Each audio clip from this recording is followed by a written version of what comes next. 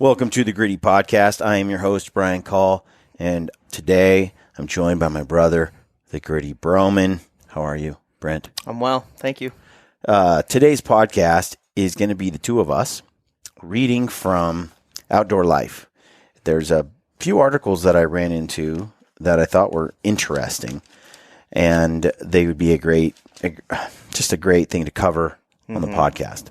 There's a couple I want to cover in this segment, and then we'll do another podcast, probably published Thursday, to go into some more stuff regarding the hunting world today.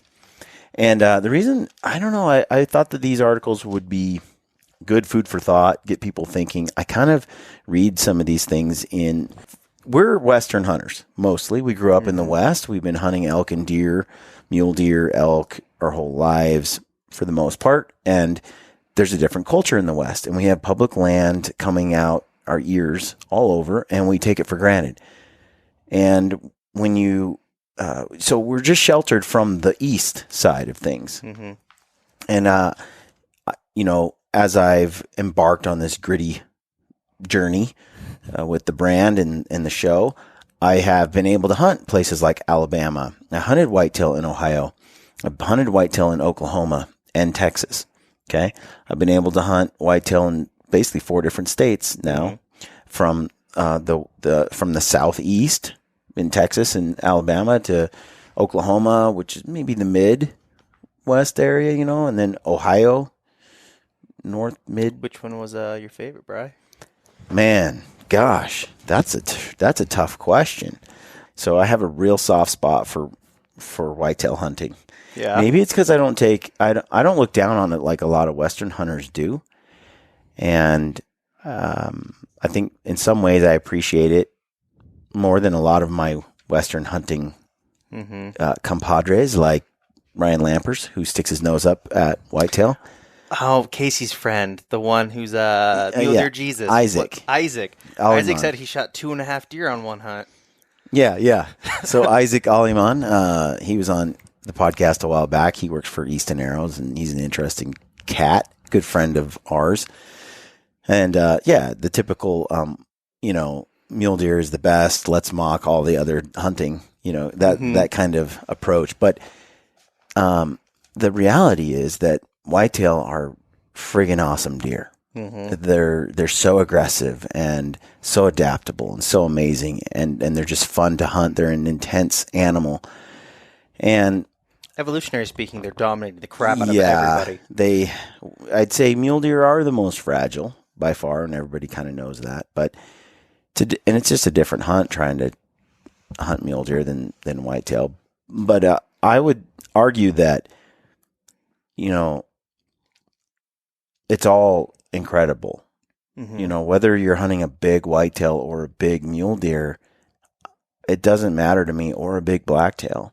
Like, the key word for me there is big. Like mature. At this stage of my life, I like pursuing, an older animal, and they all have just phenomenal characteristics about them.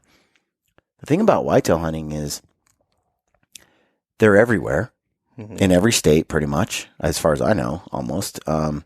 And there's tons of them, and you got big ones. You shoot some, and there's going to be more there next year. Yep. Where, and they're fun to hunt because when they rut, they just go berserk. Mm-hmm.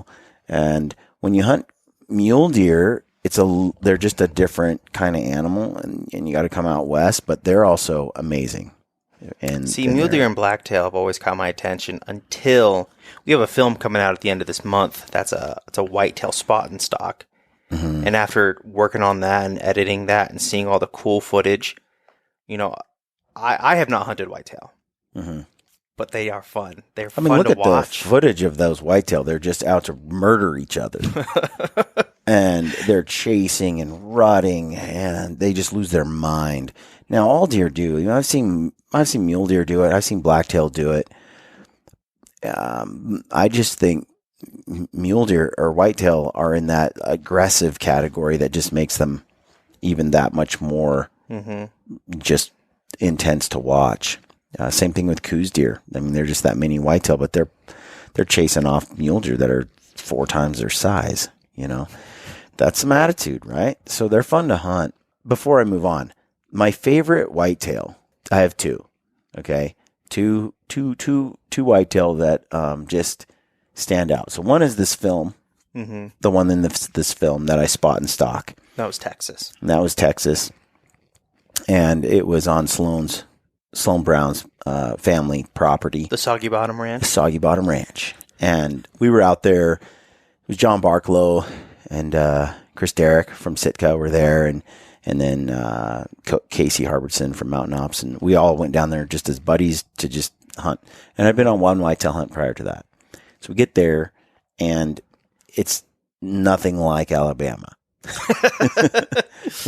We're in the Panhandle, pretty much right up near Oklahoma, and you've got prairie grass. It's like brown, and you got like little shrub trees, and then you got oil silos and pump jacks everywhere, because pretty much it's just an oil extraction place, and then it's not a farm or anything, and there's no cattle, anything like that. There are a couple of just green crops like rye and some things mixed in there, like a green little patch of land throughout the area, and but mostly it's oil, and there's little crisscross dirt roads throughout.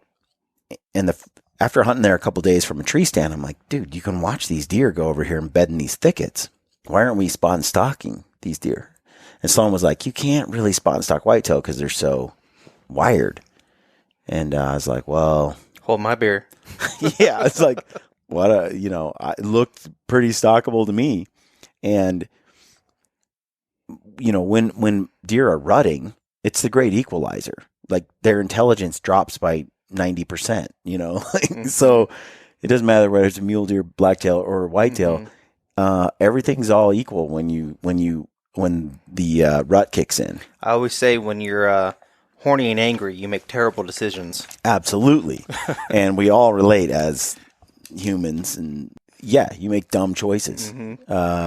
So that whitetail hunt in Texas was freaking awesome. We spot and stalked this whitetail, and it's archery, and it's just a fun hunt. And I I watched that buck for a couple days.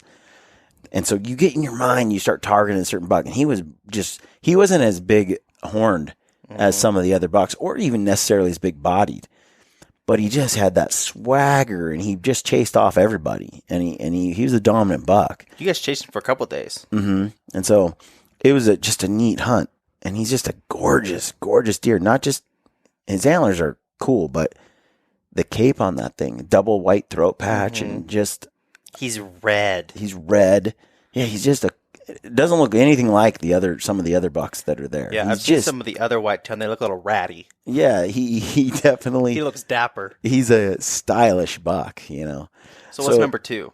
It's hard to say that that's number 1. It's just he's up there in the top 2. I don't know what... So, Big Sexy... I was going to say that I shot in Ohio with our friend Owen Murphy over there at Latitude Outdoors, I think, Latitude in Ohio. We did a podcast on that hunt, and we got invited to go down there on this piece of property that is basically been family owned for 100 years or something. Something crazy, yeah. And it's a big chunk of land that they've set aside kind of as a preserve. So they don't really farm it or do anything with it. It's just like there for... Chunk of wildness. That's been untouched forever. It was really neat to go down there because the bucks there, they're not like high fence or agricultural bucks that are sitting there eating corn and these high energy diets, They're eating acorns and natural things from the forest, and they have natural size proportions, you know what I mean, for antlers. But there's just some bizarre and heavy mass characteristics that these bucks have in their gene pool, and they're pretty much just fairly natural for years. And so there's a very distinct look to some of these, like unique look from buck to buck to buck.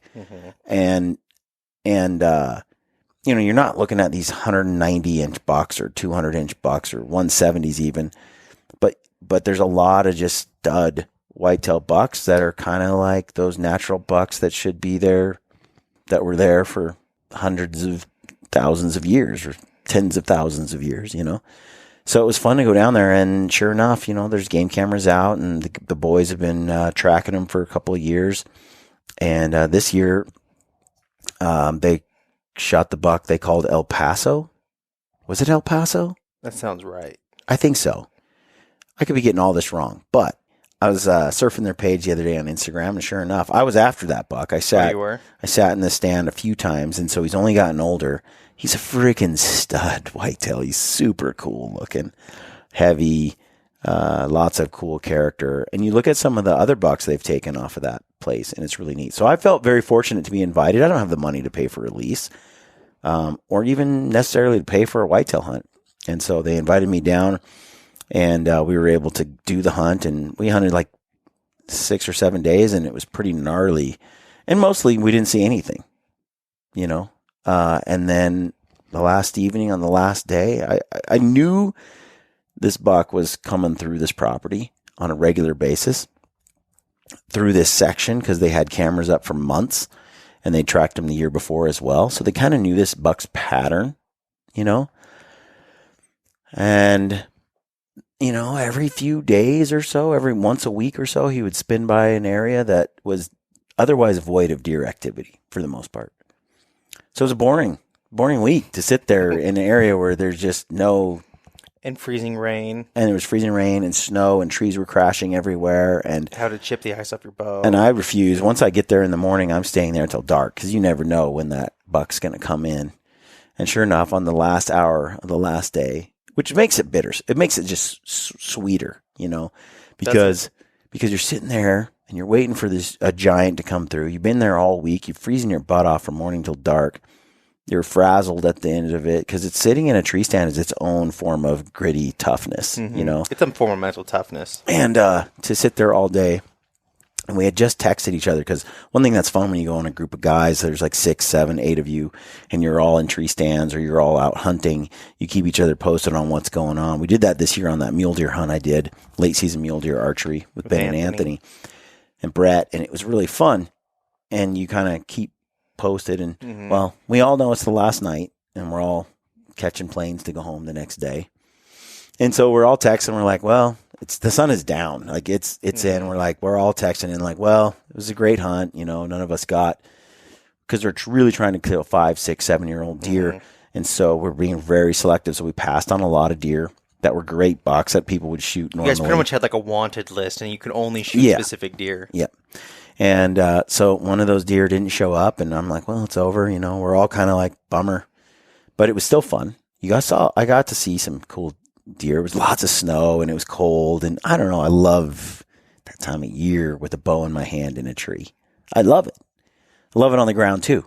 But I mean, and then sure enough, right as it's dark, just getting dark, this giant, for me, like this big, heavy buck. In fact, I got the antlers right here, and I'll just grab them, for those that are watching on YouTube. You can see this cool rack. And so here's the buck right here.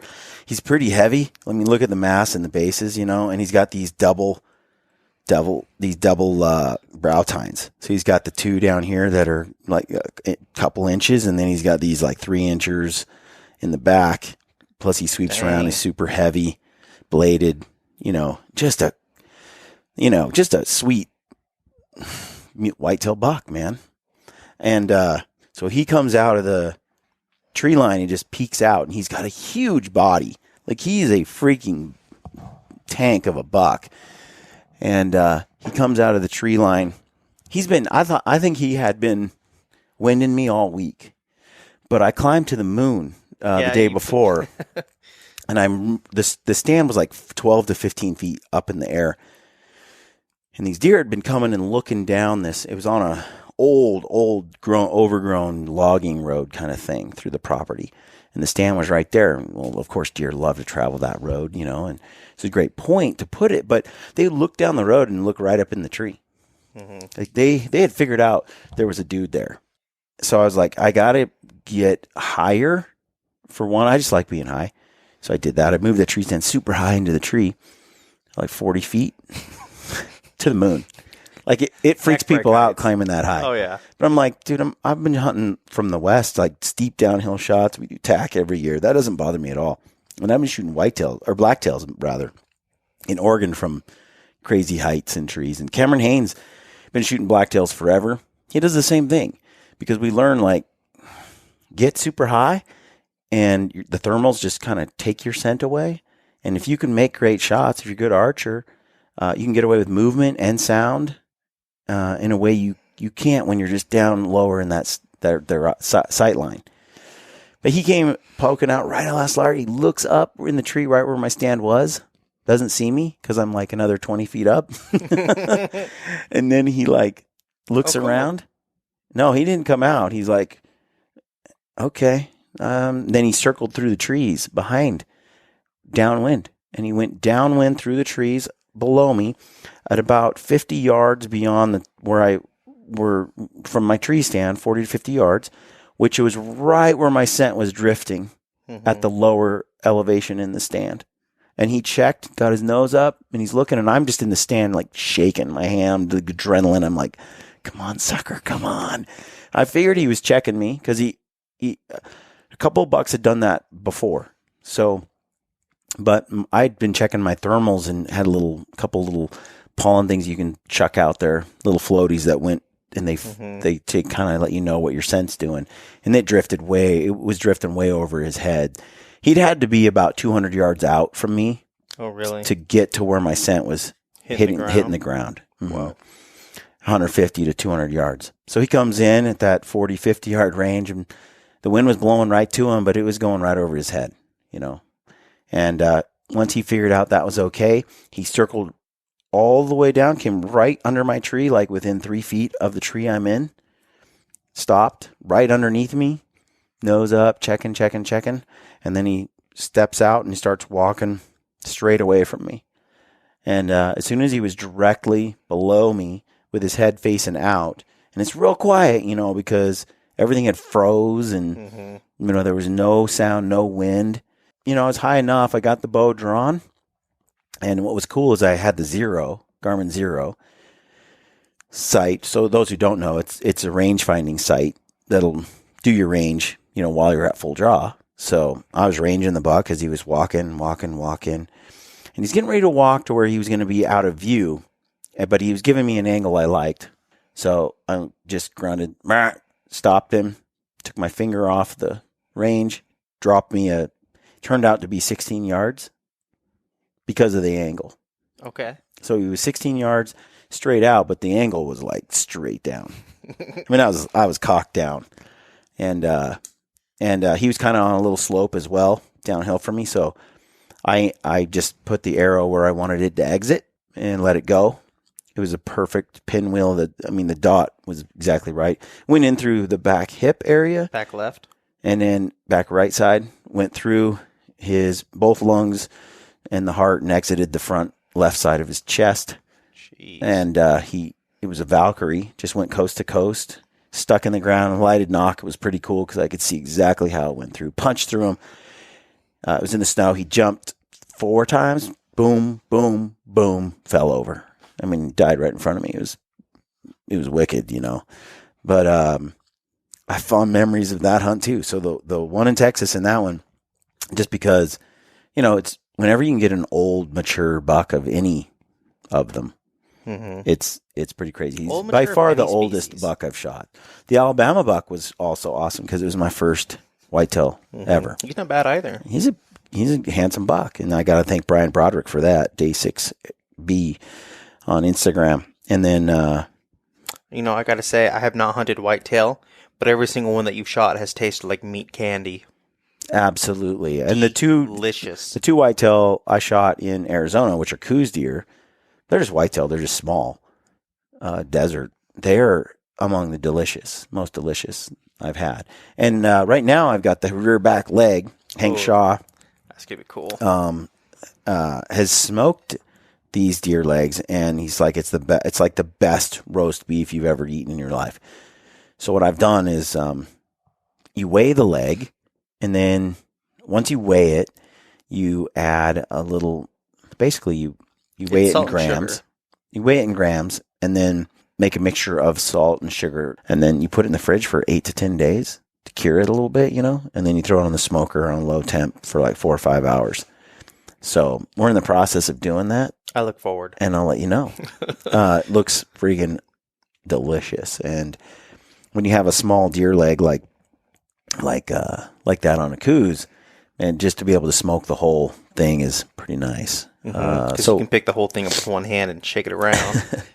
But so we're doing that. But definitely, I just it was funny. I was butchering last night a little bit more of the last bits of my mule deer from that hunt with lampers this year on the film. And I did that, and we've cooked it and eaten some of it. It's just not as good as coos deer. It's just not as good as whitetail. Mule deer is not as good. It's still really good meat. It's good and it's tender, but it doesn't have that sweetness. No, it has a little gaminess to it. It just does. But I don't mind a little bit of gur, in my meat. I don't mind it, but I know other people do. We were going to bring it to the Super Bowl. Some of this smoked backstrap from the mule deer, but when you compared the taste of the coos deer backstrap to the mule deer backstrap, it just didn't go over. It's fine, but the coos deer stuff tasted like candy, meat candy, and the other one tastes like kind of just like meat. It's like tainted a little bit, It's still good and it's fine. It just doesn't have the same. So my wife's like, I'd rather just grind it up with a little pork fat or something, and have burgers or make spaghetti and stuff like that with it. So, or jerky. Jerky's great with mule deer and backstrap. So that said, I've had some mule deer that tastes really good. Like a little more on the candy side. It just depends. Anyway, we're way off topic. My point was, it was only a 20-minute tangent. Yeah, my point. This is what podcasts are about. Okay, just let conversations be what they are. But my point was, we grew up somewhere else. Then the whitetail world is new to us a little bit, and it really blew my mind as I moved into the hunting industry, and started becoming more involved in it. It blew my mind how much whitetail is really the dominant. I would never have guessed that. The dominant part of hunting. And I think we on the West don't often realize how vastly outnumbered we are by whitetail hunters on the East. Well, if you look at the numbers of whitetail, you got 30 million. Look at the number of blacktail and mule deer at 4 million combined. I think whitetail are even more than 30 million. We checked a while ago. It was around 30 million, roughly. Yeah, they're everywhere. Yeah. But not only that, your population centers, east of the Mississippi, crush even the Midwest or the West. Like, we just don't have the people that they have on the East Coast. When I read articles, which brings us back to the topic, when I read articles in magazines like Outdoor Life, the other one that I was reading in here earlier, Field and Stream, when I read a lot of this stuff, it's like I don't necessarily relate or agree with what's written because my perspective is so different than what I read here. And some of it I feel like calling shenanigans on, or I'm just like, you're not in touch with it the way I'm in touch with it. Like we have, and so I often think, well, I'm in a bubble, or maybe they're in a bubble. Or maybe we both are, So I think it's a good exercise to read some of these things and talk about them, because I do think we come from different worlds. Maybe we agree on some stuff, but other things I think maybe they're wrong, maybe I'm wrong. So it's just an interesting thought experiment.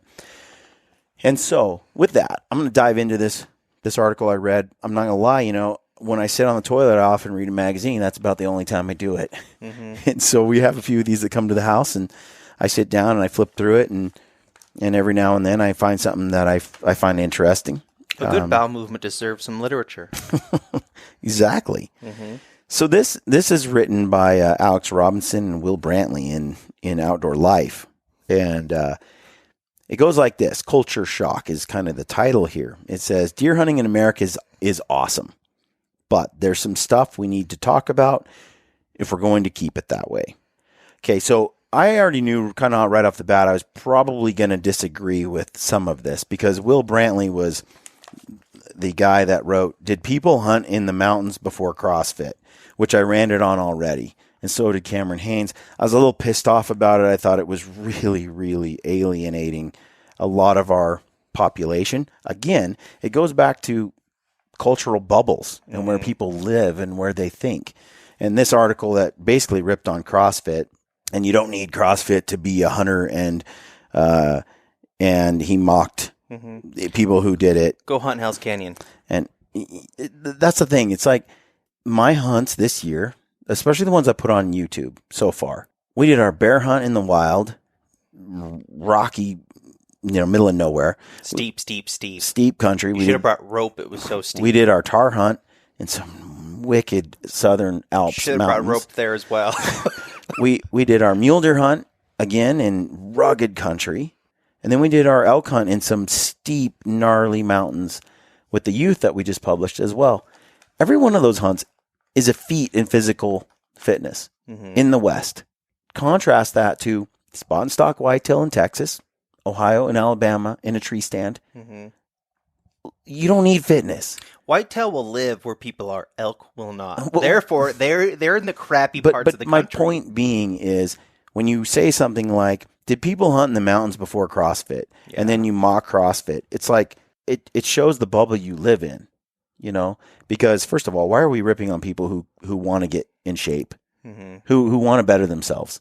I don't care what it is, whether it's CrossFit or any kind of training. And he mocks it by saying, think how much better things would have been if Hugh Glass could have made an Instagram story. AMRAP came in handy today, says Hugh Glass. Scalp missing, but bear got it worse. Where the blank did you guys go? # mountain ops. Dragged myself 10 miles today. Man, am I glad I flipped those tractor tires all summer. It's not funny. You're freaking out of touch. I care about my fitness and I want to be in shape because I want to go and do and have the adventures that I had this year. And I want to keep doing those things. And going to the gym or flipping a tire, which is a great functional fitness activity, it's not there to brag to you about what I can do physically. It's me. I want to go and do cool things, and I need to be healthy to do it. And it's not just about hunting. It transcends everything. It's my whole life. I want to live a long time. I want to be an awesome, fit person, and I want to take care of my kids, and I want to be able to do whatever I want to do. This just was a real shallow article. So the same person contributed in this article called Culture Shock in Outdoor Life. And so I thought maybe I'd like it, maybe I wouldn't. We'll see. So let me get into it. He says, they say, our deer hunting culture is changing. A whole generation that has grown up with trail cameras, food plots, and hunting television shows is after much more than a giant buck this fall, though we'll shoot one if we get the chance. If you listen to the real experts and leaders in the whitetail world, they're talking not just about how to kill a booner in a plot of brassicas. They're talking about having more fun during deer season, the importance of getting new folks into hunting, and promoting wild, free-range whitetail deer as a public resource. Fair enough. I think, he's right. There's a whole generation that's grown up with technology, OnX maps, trail cameras, food plots, hunting television shows that really e-scouting, things that teach you how to hunt, with no experience, prior experience. You can get out there and you can learn a lot about it and then go do it. It says, if you listen to the real experts and leaders in the whitetail world, they're talking not just about how to kill a booner in a plot of brassicas. First of all, who's the real experts in the whitetail world? You know what I mean? And who deems them that way? Like, I found it's just sort of, I don't know. It's just sort of like, okay, I look at the hunting public. They're pretty darn expert to me. I don't hear them ever mention booners in plots of brassicas.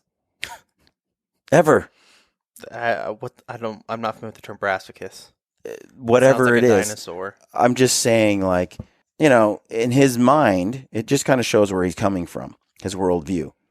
They're not just talking about food plots and brassicas and booners and brassicas. It's like the whitetail studs I know don't talk about that ever. Mm-hmm. So are they not experts then? No, Brian, but they just kill big stuff every year. Anyway, it's nitpicking, but my point is, it is true that people are talking about more than just killing a big deer anymore and food plots and leases. But, he goes into here to say that they're talking about having fun and the importance of getting new people into hunting. And I agree with that part of it. Okay. I'm just not sure that we agree on who an expert is. We welcome these advances with open arms, but if our new whitetail hunting culture is going to flourish, there first needs to be a reckoning. We've got to honestly talk about what's working and what needs to be fixed. So I don't like it when I chafe when people tell me what to do. Maybe it's my own pride, but, I agree. We welcome these advances with open arms, promoting, wild, free range, whitetail deer as a public resource, getting new people into hunting, talking about having more fun during the season. Those are much more noble endeavors than I went for a Boone and Crockett buck on a food plot. I agree with that. But he's talking about this new whitetail hunting culture. And he's like, if that's going to flourish, we need to talk about some things. There needs to be a reckoning. So anyway, I'm not so sure that the reckoning should come from a talk as much as I just think the public will cause the reckoning. Mm-hmm. You know what I mean? Like shows that suck, content that sucks, people who suck eventually won't be followed by the public. Mm-hmm. It's the effect of the invisible hand. Yeah. When it comes to economy, that applies over into YouTube. It just takes media. care of itself. In a lot of ways, I feel like it kind of takes care of itself. Oh, it's slow, but it takes time. But over time, these things kind of right themselves. I have a basic faith in humanity that they're pretty awesome, and people are smarter than people think they are. They get it, and they watch shows, and they listen to podcasts and other things, and they follow social. And might take time, but they figure out what's legitimate and what isn't. And you see this decline in hunting TV, huge decline in the following of hunting TV. Part of it's the platform it's on is dying, but you see a big increase in, for example, content on YouTube, content that's in those digital spheres blowing up. Anyway, he said, then we've got to turn this discussion into real action in the field. But here's the best part. We get to accomplish this mission by doing the thing we love, hunting deer. Okay, fair enough. The first part of this is a discussion about private versus public land. And it says, it's up to landowners to save deer hunting, is the title here. And so immediately when I saw that, I was like, it's up to private landowners to save deer hunting. First of all, we hunt public land most of everything we do. And again, that's my world. That's how I grew up. Mm-hmm. The idea that it's up to private landowners to save hunting doesn't make sense to me. Now, do they have a role? I think so. I think they have a huge role, private landowners. So I was really intrigued just because of the title. What do you mean it's up to private landowners? So hunting's going to disappear unless people with land do something? It says deer hunting. Yes. But still, there's that connotation that hunting will disappear. It says deer hunter numbers have long been declining in the Midwest and Northeast. Wisconsin, for instance, has lost 9% of gun deer license buyers since 2012. In Pennsylvania, resident adult hunting licenses also decreased 9% since 2012. If you see these numbers and think, great, less competition for me, you're looking at it all wrong. I agree. Deer license dollars support state game agencies and habitat programs. Deer hunting dollars help support rural economies. All that cash creates political influence. A strong deer hunting culture means more opportunity for all. Fortunately, there's a revitalized hunter recruitment movement scrambling to reverse this trend. State agencies, conservation groups, and outdoor industry companies are launching their own efforts to recruit new adult hunters, and research shows that adults are the key. They have the means to buy gear and licenses, plus the ability to drive to a hunting spot. Much of that recruitment energy focuses on wild game and public land. Hunting dollars support public land. Public land provides hunting opportunity. What's not to love? I agree. And there's a lot of public land. And, well, let me continue. Well, here's the hard truth, he says. At least in the Midwest and Northeast, where the deer hunting culture is in danger, this movement will fail without help from private landowners. Killing deer on public land in areas with high populations of hunters and minimal public access is tough for anyone. It's even tougher for newbies who don't know what they're doing. Meanwhile, the most serious deer hunters have acquired much of the best recreational land by either buying it or leasing it from farmers. Not to mention that many of those farmers take their deer hunting seriously too. Loss of access is one of the main reasons that hunters drop out, according to U.S. Fish and Wildlife surveys. In Midwestern states such as Ohio, Kansas, Iowa, and eastern states such as Maine, Maryland, and Pennsylvania, at least 85% of land is privately owned. Landowners there are going to have to let some new hunters in if this movement is going to succeed. It's that simple. Man, this whole thing runs up against my independent entrepreneur type private property ownership, conservative value type of thing, right? Like, the dude, it's his land. He can do what he wants with it. He earned it. He bought it. He owns it. Who are you to tell him he needs to share it with everybody? You know what I mean? And he says, now it's unreasonable to expect a landowner who spent years saving enough money to buy land and then spent countless hours working that ground to one day let a stranger show up to shoot his or her first deer. And that's exactly said the exact thing that kind of goes through my mind when you sit there and say, well, if we're going to save hunting, private property owners are going to have to let people hunt on it. But then he actually goes through and says, I guess, but it is kind of unreasonable to expect people to just do that. I'm not going to let strangers on my property with guns. And so, and that's kind of where the article ends. It goes off on, to me, what is like a tangent where they talk about how the private land hunting culture, it needs an incremental change where people start looking at ways to share the property. Now, there's a couple things that come to mind here. Okay.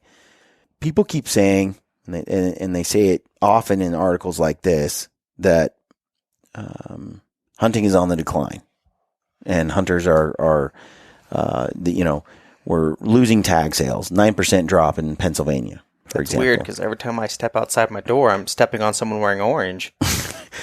So ridiculous. To me, it's kind of ironic because on the one hand, and we did a podcast on this. We covered it. It was called something like Shooting Bambi. Shooting Bambi to Save Mother Nature. Shooting Bambi to Save Mother Nature. It was episode 431. Okay. So, I don't know. That's 70 episodes back or something, or more than that. Try almost 100. So we did a podcast on that where we broke down kind of the trend in hunting and what's going on. Mm-hmm. And one of the things that became clear as we researched this was some of this decline, a lot of this decline in hunting is simply the end of the baby boomer generation. If you compare the number of tag sales going down, mm-hmm. They kind of shot up for a long time because baby boomers are mm-hmm. big time hunters. And I noticed, what was the year he said, 2009 or 2012? He gave that statistic. Mm-hmm. Weird. It's like 70 or 80 years after the boomers came around. Right. So boomers have have built and crashed industries throughout their existence. The last 80 years, yeah. Right. Right now, they are really, really helping pharmaceutical companies and old folks' homes just make bank. At home healthcare. Right. They're just there, like paving the way for these industries to crush. But yeah, the hunting industry is going to suffer because you have a massive population group that no longer gets out and hunts. You have a generation that's exiting the hobby. Yeah. Now, it's sort of like mule deer hunting. You have people talk about how awesome mule deer hunting was in the 80s. Mm-hmm.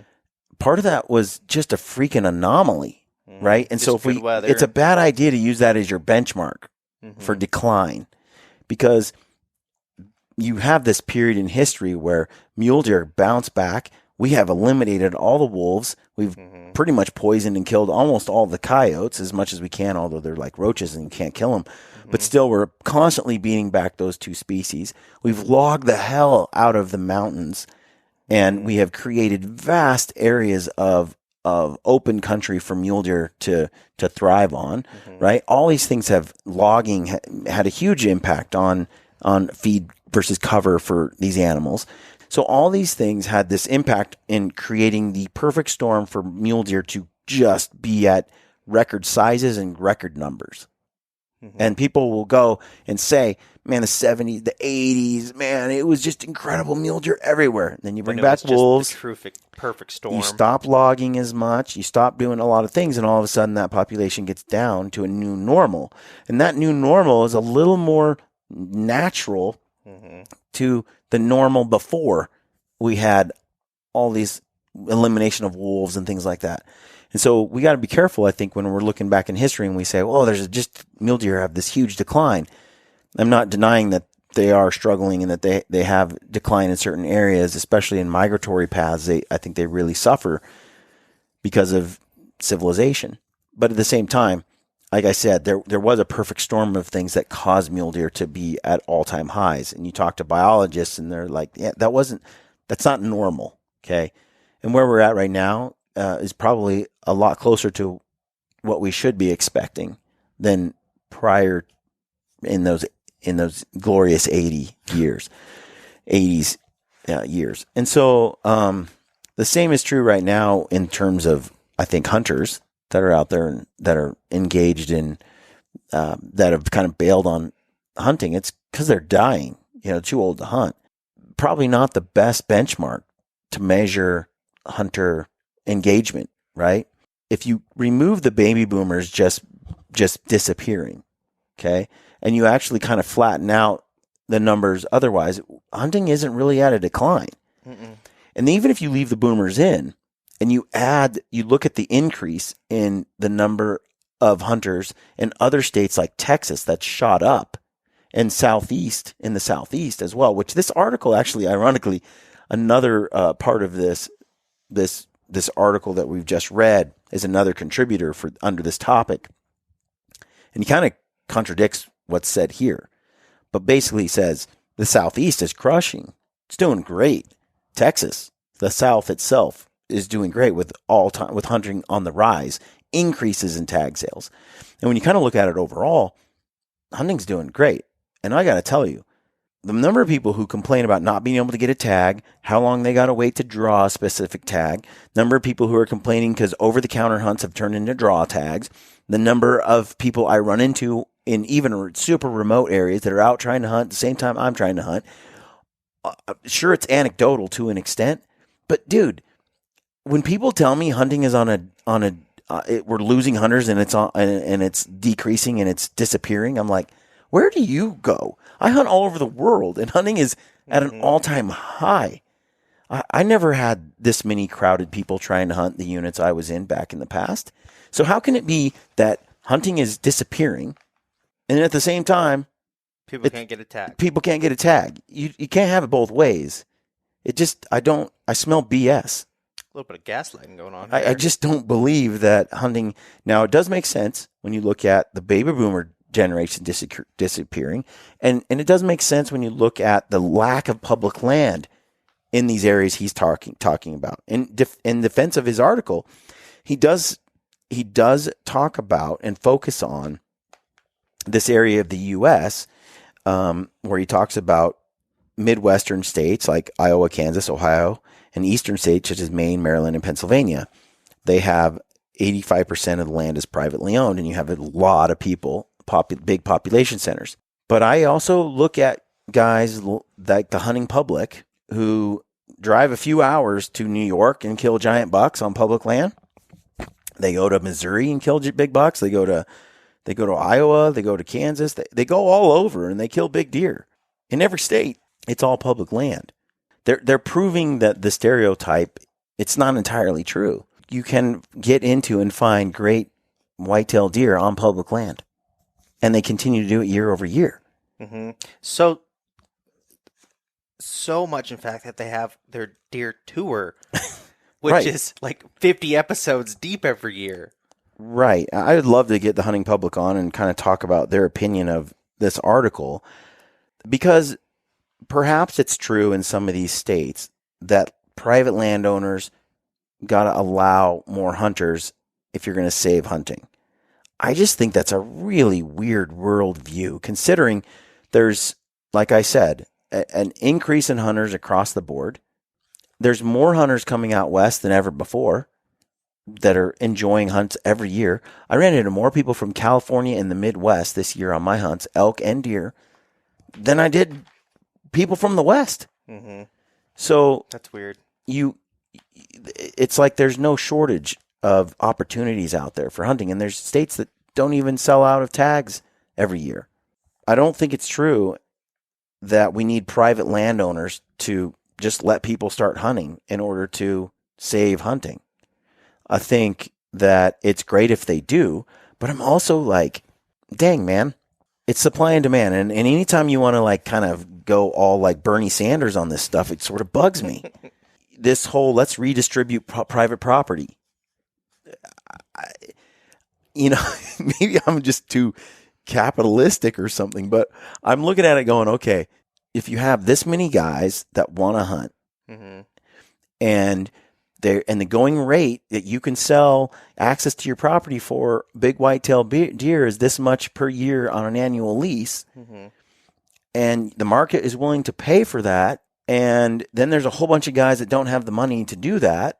They got to go to public land, just like I did. I would have to, until they have the money that they could do that. Mm-hmm. You know what I mean? But I don't think the answer is, I guess, circumvent the market. Now, if you want to be philanthropic and you just want to help other people mm-hmm. out of the goodness of your heart and grant access to people, dude, I'm all about that. More power to you. Like, I would love to be able to do that too. I'd love to be so wealthy that I could just say, here you go. If you have never killed a deer before, you can hunt my property. Sign up here, whatever. Yeah, you just flooded thousands of people showing up. Dude. Most of us are trying to put our kids through school or pay for bills. And if you have a piece of property and you can lease it out for, I don't know, $20,000 for the year to a couple of guys that mm-hmm. want to hunt big deer, I can't fault a guy for doing that. Mm-mm. And I can't expect him to just walk away from the dollars. That's very American. It just isn't it? So I feel like this sort of these are just the random thoughts that go through Brian Call's head when he reads something like this. On the toilet. It's up to private landowners to save deer hunting. Whatever. I don't believe it at all. And then when you look at states Brian, like, how many public land pieces did you hunt this year? all, right? Everything Yeah. I did was public land. Everything. How many hunts did you go on this year? Lots. Tons. And You that's were what gone I'm for saying. 4 months straight. And so, man, there's so many deer hunting and elk and all the animals, all the things, opportunities out there, and small game as well. So the other thing too that kind of throws a wrench into this whole argument that it's up to landowners to save deer hunting is Texas has continually been increasing, as we'll read in the next article, in the number of tag sales that they have. There's more animals, there's more deer killed in Texas and more hunters killing deer in Texas than any other state in the nation. And not just in sheer numbers, it's like per capita as well. If you have those kind of numbers, right? Now, it's because you look at 15% public land in these other places. Guess how much public land is in Texas? Isn't it like 2%? Like zero. It's effectively zero. It's freaking zero. It's pretty much nothing.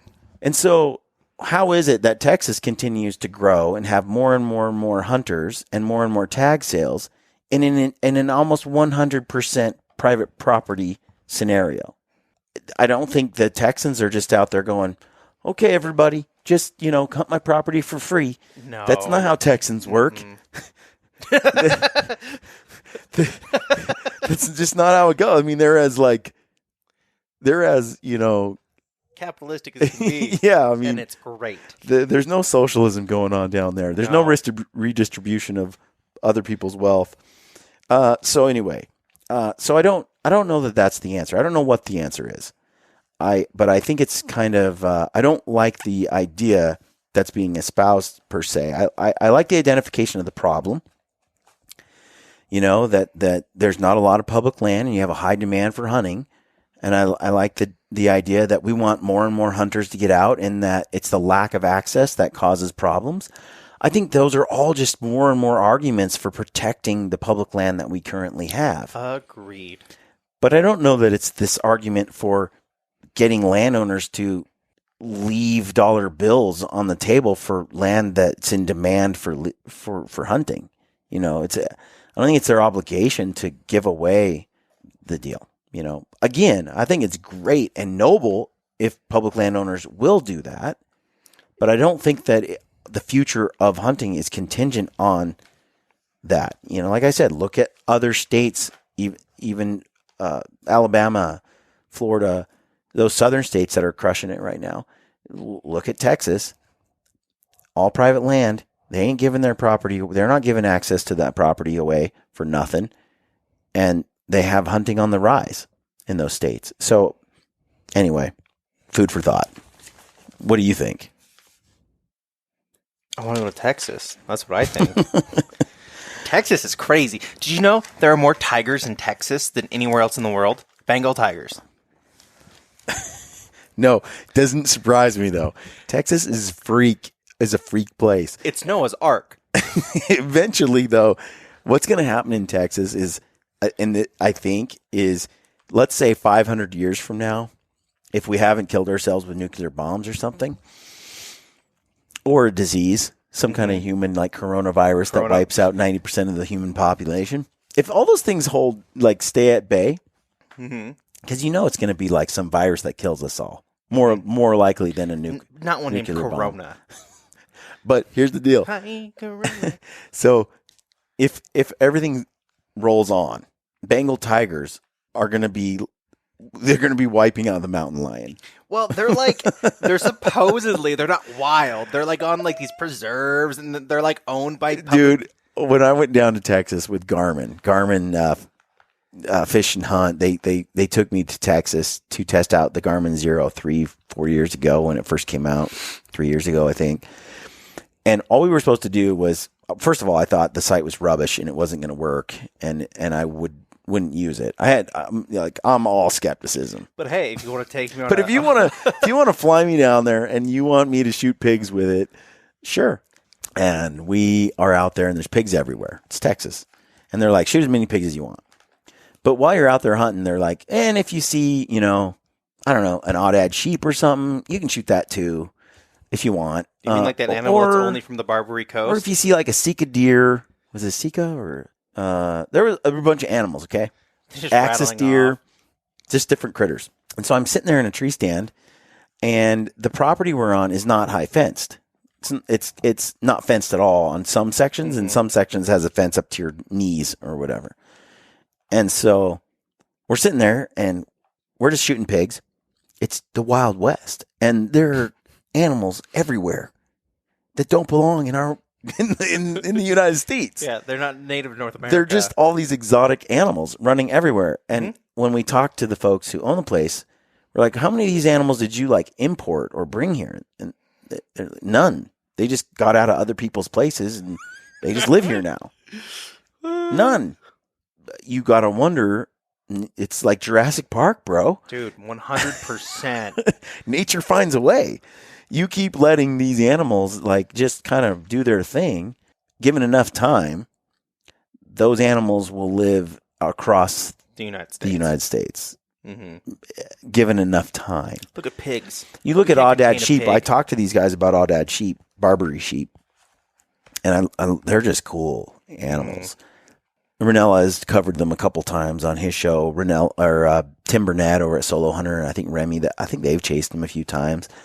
But those odd-ad sheep, they hit the mountains, and they're tough. And it turns out their skin's so thick they don't even get ticks or something like that. What?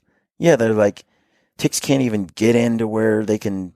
I could be totally wrong, but there's something about them that makes them super resilient. And then they don't get diseases. They come from a third world country. They don't get diseases like sheep, bighorn sheep and stuff. Uh-huh. And so, or mountain goats even. And so you have this animal that's just bulletproof, right? And smart and avoids getting killed. And it's thriving in Texas now. It might as well be a native species, man. Mm-hmm. And it's just a matter of time before I see it moving along to other places. But anyway, continuing on with this discussion about private land, public land, the future of hunting, tag sales on the decline or on the increase.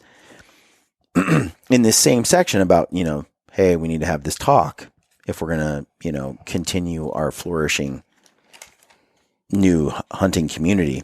Which again is like this contradiction in the sense like private landowners are going to have to share their property if we're going to continue to save hunting.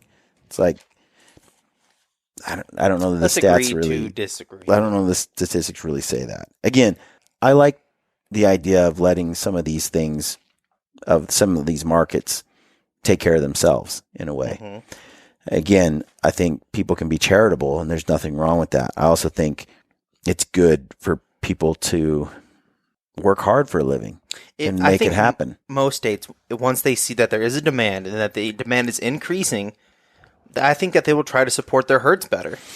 I think that they'll try to manage things better and maybe get rid of all the wolves. The thing is if you look at this thing with, if we're going to save hunting, then private landowners have to let people hunt on their properties for free. I don't like that that's an ultimatum. There's no other way to save it. But here's the deal. It sort of just strikes me as, so recently, you hear in the news, for example, this gentleman who approached one of the presidential candidates, Elizabeth Warren, mm-hmm. Democratic presidential candidates, where she's like, look,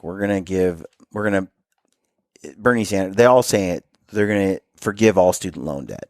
They're like, it's not fair that students have this debt that they're saddled with for life. And so we need to get rid of the student loan debt. And a man approaches her and says, okay, I worked 2 jobs. Mm-hmm. I never bought a nice car. And my daughter actually worked as well. And we saved and we saved and we saved. We didn't go on vacation. We didn't go on vacations. We didn't go to movies. And we paid for her college. And she has a degree now and she's working. Now, my friend didn't save any money, didn't work 2 jobs. He was out there having parties and doing fun stuff and going on vacations, driving nice cars while we were sacrificing. His daughter went to college and she's graduated with a ton of student loan debt. Now, according to your policy, you're going to make my daughter and make me take our money and you're going to pay off this man's daughter's tuition. Mm-hmm. But are you going to pay me back? Because I sacrificed. I did the right thing. I worked really hard. I put my daughter through school. I took accountability for her future and she for hers. And we did all these sacrifices. Now you're telling me, too bad? And now you got to pay off this person who didn't do all the work? It's completely and utterly unfair. I think that that's sort of this idea in a way. It strikes me similar in the sense that you're going to tell people what they should do with their property, mm-hmm.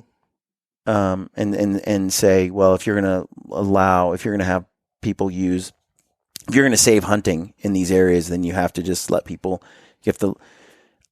I don't know that that's true. Mm-hmm. I don't know that that's true. And like I said, states like Texas and others have proven otherwise. Yeah, I'm not buying it. Now, people are going to let folks hunt on their property for free mm-hmm. if there's no demand for it and the deer are overrunning their place and they don't want them there, right? Mm-hmm. That happens all the time. You can go and say, hey, and they're super happy to have you come in and whack some deer and, mm-hmm. But if the demand is there to charge someone a big fat fee for a lease, it's sort of odd to say, well, you're going to ruin hunting that way. It's like, I don't know. They're doing it all over the South and the East. Apparently not, because those guys are still selling. Someone's buying. So it's interesting. Again, the thoughts in my head. So it says deer management and hunting tradition can coexist. By the way, I should say, I don't think I'm Like, these are my ideas and my thoughts. I'm just saying them out loud. I don't know that I'm right by any stretch, you know. This is just my gut telling me some things, and I could be wrong, you know, and I'm open to the discussion, you know. People love to point fingers at everything that's wrong with modern deer hunting. Food plots, trail cameras, leases, antler restrictions, buck with names, and quality deer management, to name a few things that are wrong. There was none of this mess back in Granddaddy's day, and the world was better because of it. So that's kind of the thing you hear sometimes, you know. Game cameras and leases and antler restrictions and food plots and all these things have ruined hunting. Basically, Lee and Tiffany in a nutshell. They've ruined it, right? And there was none of these things back in Granddaddy's day. You just went out and you hunted in your orange and you shot a deer and you brought it home, right? And so it was better. And he writes in this article, that's actually nonsense. QDM works, the real QDM, which focuses on herd health and habitat, not just growing trophy bucks. And QDM stands for Quality Deer Management. Recently, the Meat Eater brand, Meat Eater Corp, whatever it is, Meat Eater came out with the Back 40. Mm-hmm. And my friend Mark Kenyon from Wired to Hunt, who primarily it's an intense whitetail hunting podcast. He's been around for a long time now.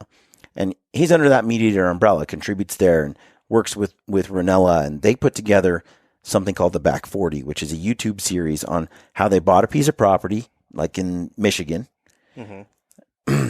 They then improved it for deer habitat, but not just for deer. They improved it for squirrels and for everything, songbirds and just everything by creating wetlands and native plants and trees and shrubs that provide shelter and food, and by breaking the property up into sections where, you know, you have feed and you have cover. They kind of did this little QDM exercise where they took a piece of property and they improved it for wildlife. Okay. And as a natural byproduct, they improved it for big deer, but also all animals, right? It's this little project, great little video series on YouTube. I really enjoyed it. And this is what he's talking about, where this stuff actually works. And what's fascinating about it on the Meat Eater show is they're really showing how they're trying to help the bees and the plants and the small game animals and the birds and the insects, as well as the deer. Like it's a holistic approach to taking our private land and really making it into a better piece of wildlife. And if you think about it, and they mentioned this on the Back 40, so much of the country is private property. So what if you did have this swelling group of people who really took care of their land so that it really improved the habitat for nature in general? Well, then you could have huge swaths of the country that are booming and teeming with healthy wildlife, right in and amongst. It's not just that it happens on public land, but it happens everywhere, which then benefits our whole country.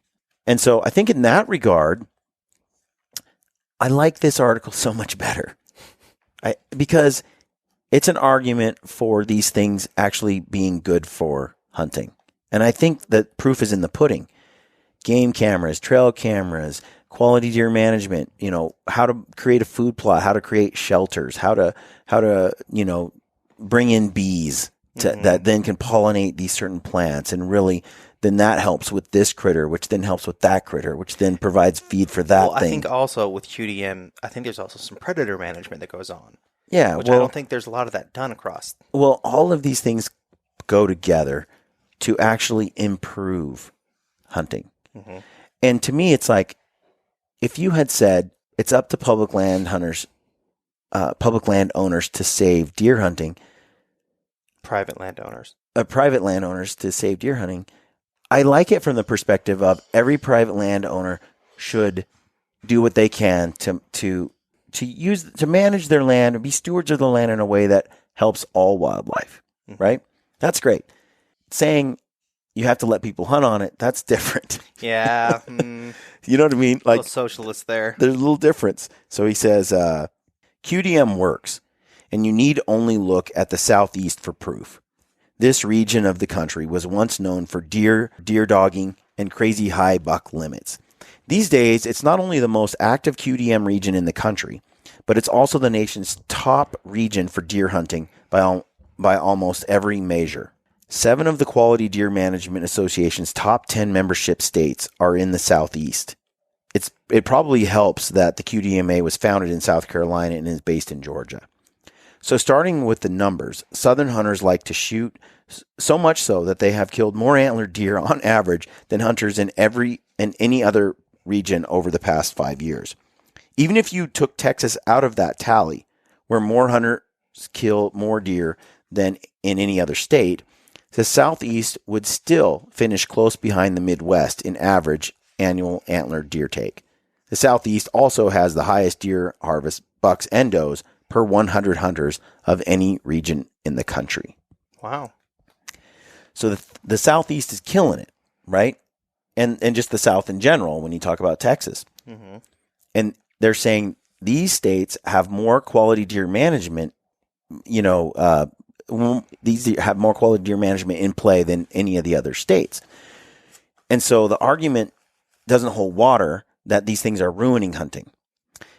Having better habitat, having food plots, your game cameras, all the TikTok, all the discussions about deer and everything, all the obsession over, let's say, antlers and so on, all of that has only created more excitement, more buzz, more interest in hunting, and more habitat, more deer, and bigger deer. It's like more. And what they've done is they've embraced and done all those things that they're saying, that some people say, oh, that stuff's ruining hunting. But the facts are, it's actually really helped boom it and make it grow. Contrast that with the other article that complains about the Midwest and the Northeast, Pennsylvania, Iowa, some of these states. The other article said, if we're going to save hunting, and there's a 9% decrease in Pennsylvania, and if we're going to do that, then, if we're going to save hunting, then we just need we need to open up the property and let people hunt it. Versus this article, which says, if we're going to save hunting, maybe you should listen to and follow what the states that are crushing it are doing. Like, how about you start promoting quality deer management in the Midwest? How about you start promoting quality deer management in Pennsylvania? And you really push that there. And you encourage private landowners to really be stewards of their property, do the game cam thing, do the cute quality deer management stuff, really grow this thing up. And so the article continues and it says, and yet they're not shooting any deer that walks. All the top 5 states with the highest percentage of 3.5-year-old deer or older are southern states. Mississippi is leading the way with 77% of its buck take recorded at 3.5 years or older. That's pretty good. And they like to shoot. You know what I mean? They like to hunt. And all the while, as hunting license sales have declined nationwide, they've mostly held steady in the South, and in some states have even increased since 2011. That was my point earlier. They're increasing in Texas. With longer seasons, deer hunters in the Southeast are the most avid in the country too, logging more days afield per person than hunters in any other region. So adopting QDM principles and the food plots and the trail cams that have come with it has resulted in more deer, bigger deer, and a robust hunting culture. Northerners might want to pay attention to what's going on down south. Amen, brother. I agree with that article. And I think that was Brantley. I think it was. Which is the same guy I was complaining about on the... first one is what's his face? Yeah, I was complaining a little bit about Brantley on the CrossFit thing. But I got to say, I agree with him on this quality deer management thing. And that this quality deer management thing and this idea that, private landowners can go and really improve their land and then make it better. It creates more deer and bigger deer, and then creates a culture around deer hunting that gets people more excited around deer. And then there's just so many deer to go around and so much hunting opportunity to go around that there doesn't seem to be a decrease in the ability for people to go hunt. Versus up north, where he talks about how Northerners should pay attention. rather than sit there and say, it's all the private landowners' fault and they're not letting us hunt enough. Maybe it's, hey, let's encourage private landowners to make their land more valuable, right? So then people will want to pay more in leases, and then it becomes more encouraging for them to keep improving their property's value as a hunting lease. And then it's more, to me, that's the natural path to improve opportunity. It's weird. That sounds like capitalism. It does, doesn't it? At the end of the day, it's hard to get away from it. Like, as someone, I work hard. I work hard my whole life. It doesn't matter what I'm engaged in, whether it was accounting and finance, whether it was construction, owning a construction company, building homes, flipping homes, whether it's the gritty podcast, gritty films. I work hard, and I want to win. I put in hours that other people aren't willing to put in. I work hard, because you work for me now, and I work your butt off. Admit it. You've probably worked harder in the last year and a half, 2 years with me than you've worked in a long time. I must say, I've just never kept a job that long. Right. And I probably should have fired you, but I can't. We do work our butts off. I would say that in the last 6 months, we haven't really taken a day off.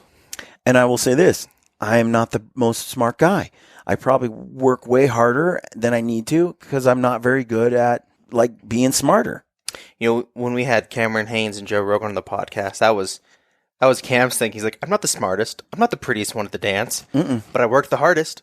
Yeah, you're probably not going to outwork me. And that's kind of how I feel, man. If I was smarter, I should be rich now. I'm just not.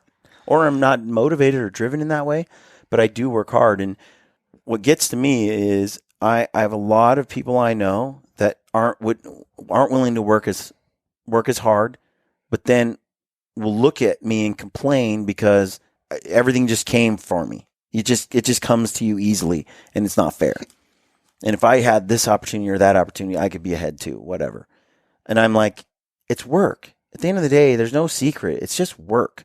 When I start to sense or feel someone out there kind of, circumventing or complaining about something, I sometimes I feel like stop complaining and just win. Mm-hmm. Just work. It's like when find people a way. Complain about they don't know how to, like people like complain about diets. They try all these different diets. We all know. Eat vegetables, eat a little meat. Yeah. You're good. What was that show? Recently they had a show. They had a show on TV where I think it was, I don't know who I heard about it from. I've never actually seen the show. The show is like this. People are like, I don't know why I don't lose weight. I am so careful about what I eat and I do everything right, and yet I still can't lose weight. And they take those people and then they have like this camera and stuff, and it follows them constantly, and then it tracks like everything they actually do. And they're just and then after Twinkies after a couple of weeks, they sit down with a Mountain Dew, and they present the person with like the reality versus what they say in their mind. They tell themselves, right? And when they stack it up, it's like you can't deny. Like it's like, oh, I did eat that. Oh, I did do that. Oh, I did have that. Oh, I did, and it crashes into this lie they tell themselves. And man, crush that paradigm. The more honest we can be, brutally honest we can be with ourselves, which we all struggle with, the better we're going to be. That's why when I'm reading this, I'm like, man, I don't live in Pennsylvania. Okay. Maybe I'm just an a-hole here. Like From the West. Don't know what I'm talking about. Or maybe I do. I'm open to, it's just, I like having these discussions. I like kind of, Yeah, and if you guys want to discuss this, go to the YouTube channel, leave a comment, and we'll read those. And believe me, this has got me into trouble a lot of times on the podcast, where I talk about stuff from my worldview, and it's really incomplete, and I'm wrong, or I find out later, like once I get brought forward with a lot more information, I go, oh, wait a minute, okay, yeah, I really kind of didn't. There's just a blind spot in my view and my understanding of the situation. So, dude, we've all walked outside and stepped in dog poo. It happens. That's why I think it's good to have the conversation. It's like some people go, I can't listen to your show anymore or what you have to say because you're so wrong on this topic. yeah, like that's why you have conversations about them. So you learn, so I'm sure I'll have more to learn about this as it comes about. Who knows? We could wake up tomorrow with a firestorm of angry comments. Or people just appreciate that we brought it up for people that totally agree and maybe we're totally on point, Anyway, let us know, folks. Let us know what you think about this and the future of hunting. I just don't think, from what I can tell, I don't think that hunting is on the decline at all. I think hunting is becoming more and more accepted and valued as people into mainstream. Yeah, as people are really interested in where their food comes from and more accepting of the hunting way of life. Last year, Gordon Ramsay went out with a rifle, shot a pig. Gordon Ramsay, Hell's Kitchen guy, a guy who likes to swear went out, shot a pig with a rifle. Yeah. And then skinned it and cooked it on a show. It's on YouTube. You guys can Google or YouTube it. That's what I mean. Like, this is becoming more and more mainstream. Actually, hunting is, and you have guys like Jocko Willink and Joe Rogan going out and hunting and killing his first elk this year. These things are becoming more and more. I think Clint Eastwood's son, Eastwood Jr. Yeah, sure. Like, you have Chris Pratt out there who's been hunting since he was young, but still being in the Hollywood spotlight and not shying away from the fact that he likes to go hunting and knows where his meat comes from. Did you see that post? These things are just really good for butchering pigs. They raised pigs and they butchered them, and he talked about the process of butchering an animal that you've seen every day for the last year. Yeah.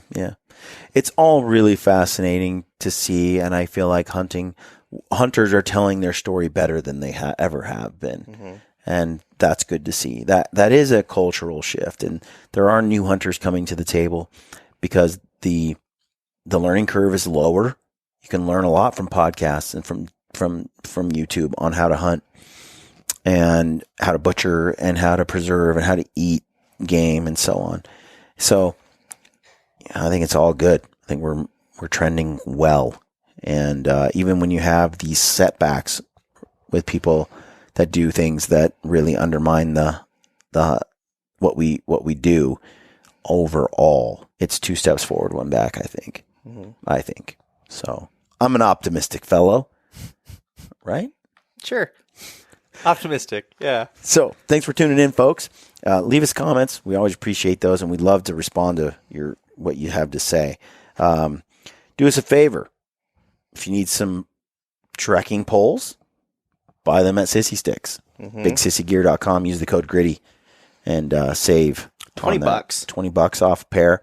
And they're part carbon, part aluminum, and aluminum lower. It just makes them tougher, but still super lightweight. They're strong. We have beat the crap out of them for a year. They're an excellent product, and a similar product at REI that's designed about the same is somewhere around $250. These are built tough, and they're going to cost you like $110. Some change. Some tax. It's a freaking steal. And so do us a favor. It supports us if you get a pair. Use the code GRITTY at Mountain Ops and get free shipping on all your orders there. I recommend Ignite. I like the Slumber. I like the Blaze Shots. I love the Blaze Shots. I like Yeti pre-workout. I mean, I like the Biotics. They help me. The straight-to-mouth sticks. I like the Renew. It gives you happy poops. And it's for real. Especially when I'm in the mountains and I'm eating like a lot of dehydrated foods and stuff. Just kind of helps you stay regular, man. Also use the code GRITTY for Heather's Choice, which is backpacking meals, and her salmon chowder is phenomenal, and so is her packaroons.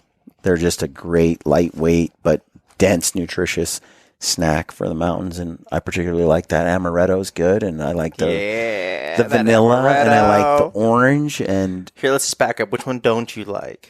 I like them all. Lampers loves the espresso. A little dry for me. That's about the only one. A little dry. So Anyway, yeah, if you're in the market for any of that stuff, use the code GRITTY. Get 15% off. Helps us out. And then tune into our films. We got another one, part 2 of our elk hunt, youth elk hunt, just kind of came out. And it's an awesome film. It's crushing. 20,000 views in like a day and a half, and over 1,000 comments already on it. And it's just, it's so cool to see our YouTube channel just growing. 10,000 subscribers in a couple of months. If you guys want to help us out, you subscribe. Yeah, go to the YouTube channel, subscribe to the YouTube channel. We'd like to get to 100,000 subscribers, because then you're actually treated like a full-fledged citizen with YouTube. They treat us like we jumped the border. They don't. It's ridiculous. They don't give us too much love right now because we're just too small. They won't actually communicate with you unless you have 100,000 subscribers. What's funny is our views can still rival pages that have a couple of 100,000 subscribers. But it's not about how many views you're getting. It's funny. It's about how many people subscribe. And what's ironic about that is just because you subscribe to a channel doesn't even mean you'll see the content. It doesn't do anything really, except put them in a subscriber list for you, because you have to actually go and click the notification bell if you actually want to be notified. And that only works like 5% of the time. Yep. So that brings us to signing up for our newsletter, which then allows us to actually send you a note and say, hey, we just published a video. Go check it out. Boom. Full circle. So, folks, thanks for tuning into the podcast. Hope you like the show. Stay gritty.